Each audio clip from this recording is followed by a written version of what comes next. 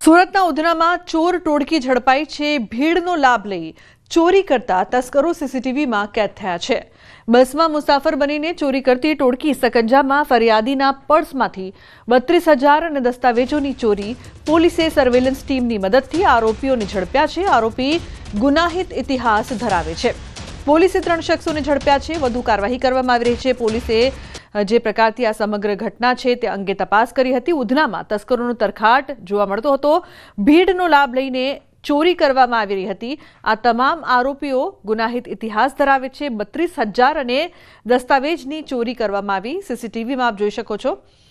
કીર્તેશ જોડાય છે phone line પર વધુ માહિતી આપવા માટે। કીર્તેશ, ઉધનામાં તસ્કરોનો તરખાટ અને પોલીસને સફળતા પણ પ્રાપ્ત થઈ છે। શું વધુ માહિતી, શું વધુ અપડેટ?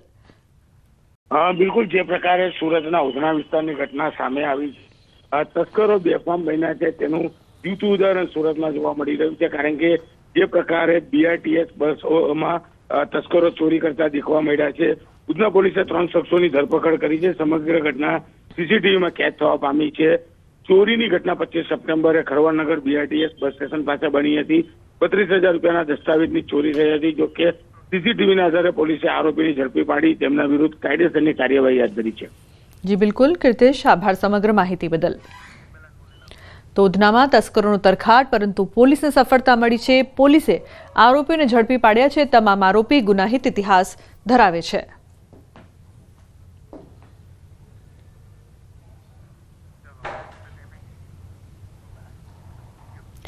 અમદાવાદના રાજપથ ક્લબ ખાતે ખડાયતા પરિષદ યુવા પાંખ દ્વારા ગરબાનું ભવ્ય આયોજન કરાયું હતું, જ્યાં 5,000થી વધુ ખડાયતા યુવા બંધુઓ રાસ ગરબામાં જોડાયા હતા। યુવાનો સમાજ સાથે જોડાય, વેપાર ધંધાનો વિકાસ થાય, સાથે જ યુવાનોમાં પરસ્પર પરિચય કેળવાય તે માટે યુવા સંગઠન કાર્ય કરે છે। આવા કાર્યક્રમો થકી સમાજના લોકો એકબીજાના પરિચયમાં આવે અને સમાજમાં લગ્ન થાય તેવા આશય સાથે કાર્યક્રમો યોજાય છે।